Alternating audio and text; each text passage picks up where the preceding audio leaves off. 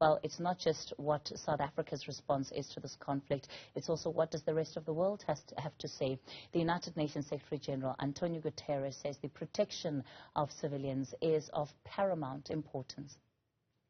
We must act now to find a way out of this brutal, awful, agonizing dead end of destruction, to help end the pain and suffering, to help heal the broken, and to help pave the way to peace, to a two-state solution with Israelis and Palestinians living in peace and security. The way forward is clear. A humanitarian ceasefire now. All parties respecting all their obligations under international humanitarian law now. This means the unconditional release of the hostages in Gaza now.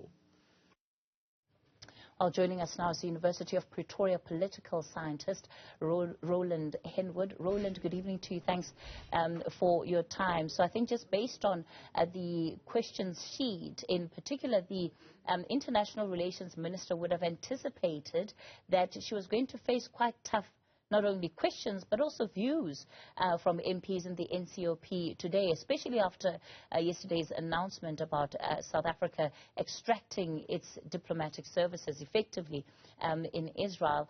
Let's talk about where things are in this moment and what really feels like a line that the country is trying to toe when it comes to its own foreign policy. Would you say that we are in control of our foreign policy and that we're setting the rules regardless of what the rest of the world has to say?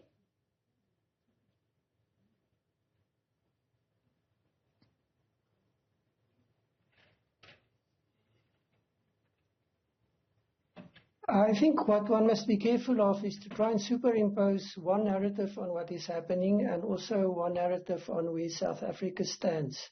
Very clearly that the minister sent a very strong message, not only yesterday, but in terms of how she explained the position of South Africa today.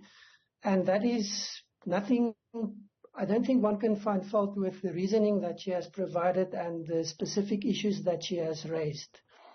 However, that also, I think, raises the problem of a very simplistic approach and a very simplistic understanding. And as you rightly referred to, if one looks at the debate in Parliament and the very wide range of views that was presented, and one can safely say that that probably is a simplification of the views that exist in South Africa and across the world on this issue. And that is what makes it so difficult. It's a very complex issue. There's a long history. And regardless of where you stand on it and what version you accept and how you interpret what is happening, all of that is legitimate and all of that adds to the complexity of what one is dealing with. And the biggest mistake one can make is to now try and be very simplistic about this and come with simplistic solutions. We've seen where simplistic solutions have left this conflict, but also others. And we've also seen how trying to force a particular narrative is going to be counterproductive. It's not going to add any significant value to the issue. Are there particular decisions, if any, that South Africa has taken that you believe are simplistic? Not necessarily simplistic in terms of the decision itself, but if one views this against the backdrop of what is happening and the wide range of views that this has elicited, I think that illustrates the complexities. South Africa finds itself in a difficult position, somewhat in a peculiar position, in that it is very clear, and this is not something new. The ANC has been very clear that it supports the Palestinian cause, and it is very specifically associating historically and in terms of what is happening with the Palestinian issue in terms of a particular interpretation. So that's not new, and there's not necessarily something wrong with that. However, what makes it more difficult is when this becomes the view of the South African government, and it starts to create a particular perspective and perception of what South Africa is and what South Africa stands for. And one has to differentiate between those two dimensions. Yes, the ANC is the party in government, but it is also the government of South Africa.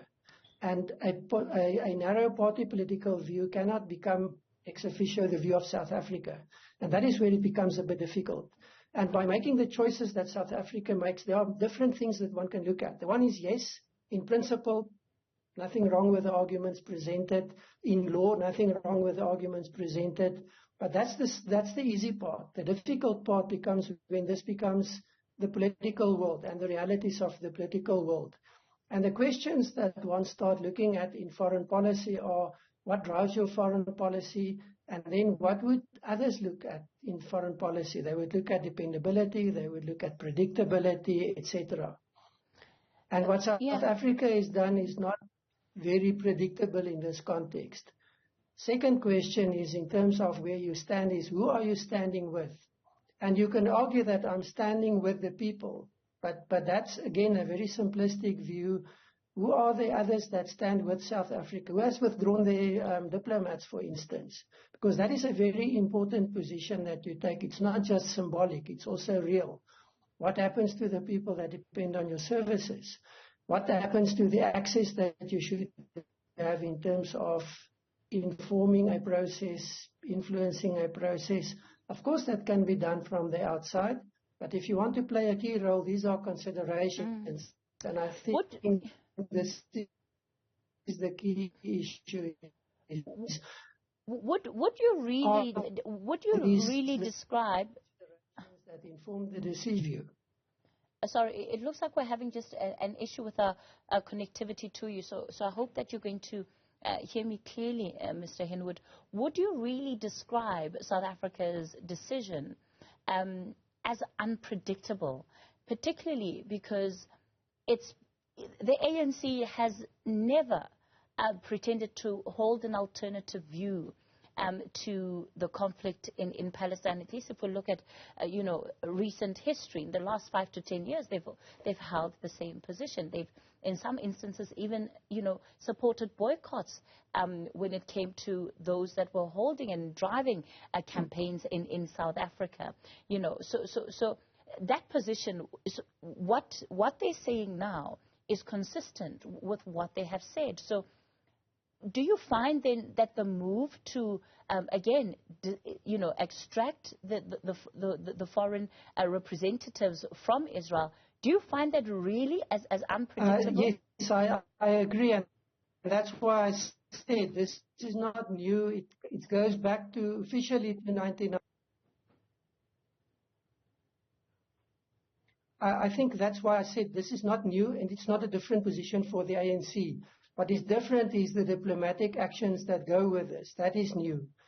Yes, we recall the ambassador in 2018 as a form of protest, but we always maintained the diplomatic presence. That has also now been withdrawn. And that is a new development. It's not something that South Africa has done. And this is the issue. If you start applying this measure in the conflicts and the difficult situations that you are in consistently, then it's going to leave South Africa in a very different position. And what is to be expected in terms of Africa has been criticized for a lot over quite a long time, is what is seen as an inconsistent foreign policy. And yes, there have been good motivations by Dirko and specifically by the minister. But from the outside, the view is that South Africa is not always consistent. In principle consistent, but not in applying that principle. We do not easily sanction a country directly for things they have done. We will support the principle of human rights, but we won't support specific action most of the time.